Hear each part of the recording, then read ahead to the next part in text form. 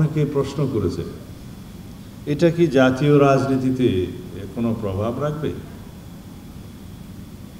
আমি বলতে চাই, ডাকসু, রাকসু, চাকসু বিভিন্ন নির্বাচন আমার ছাত্র জমানা থেকেই আমরা তখন ভোট দিয়েছি, দেখেছি যাদেরকে নির্বাচিত করেছি। এটা ৮০-র দশকের কথা বলছি, ৭০-এর দশকের শেষের দিকের ছাত্র আমি। যারা ডাকসুতে নির্বাচিত হয়েছে তারা বৃহৎ কোনো রাজনীতির মূল দলের ছাত্র সংগঠন না হলে জাতীয় রাজনীতিতে তারা আসতেই পারে না। কারণ নাম নেব না, এখনও ডাকসুতে ভিপিজিএস হয়েছে, অনেক নেতা জাতীয় রাজনীতিতে আছেন, কেউ বা হারিয়ে গিয়েছেন।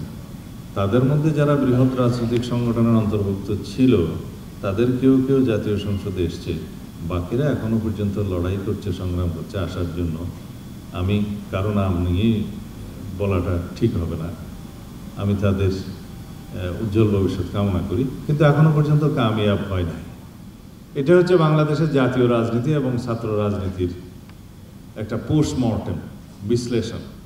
তবে এটা আমি উৎসাহিত করি যে বাংলাদেশের ছাত্র রাজনীতির এবং বাংলাদেশের স্বাধীনতার ইতিহাস থেকে শুরু করে, স্বাধীনতার পূর্ববর্তী ইতিহাস থেকে শুরু করে এখন পর্যন্ত বাংলাদেশের রাজনৈতিক পরিবর্তন যা কিছুই হয়েছে, সামাজিক পরিবর্তন হয়েছে, ছাত্র সংসদগুলোর নির্বাচনের মধ্য দিয়ে সেটা হয়েছে, অথবা ছাত্র রাজনীতির মধ্য দিয়ে সেটা হয়েছে।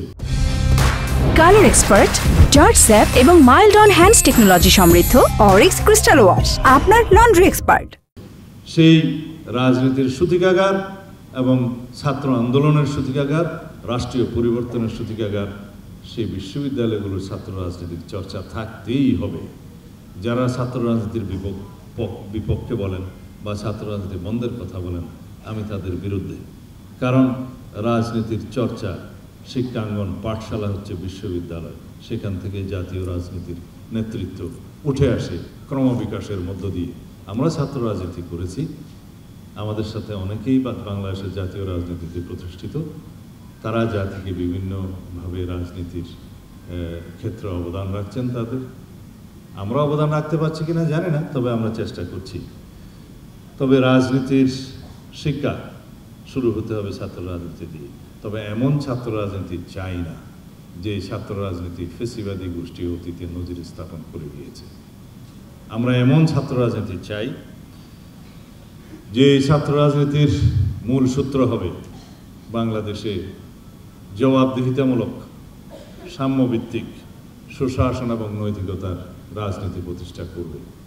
এটা আমাদেরই অঙ্গীকার যে আমরা এমন রাষ্ট্র ব্যবস্থা, এমন সরকার ব্যবস্থা প্রতিষ্ঠা করতে চাই সামনের জীবনে, যার মূল ভিত্তি হবে এদেশের সমাজের, রাষ্ট্রের সর্বক্ষেত্রে জনগণের কাছে জবাবদিহিতার রাজনীতি সৃষ্টি করা এবং সুশাসন, নৈতিকতার রাজনীতি সৃষ্টি করা, সাম্য এবং মানবিক মর্যাদা ভিত্তিক রাষ্ট্র ব্যবস্থা গঠন করা রাজনীতি আমরা অব্যাহত রাখতে চাই।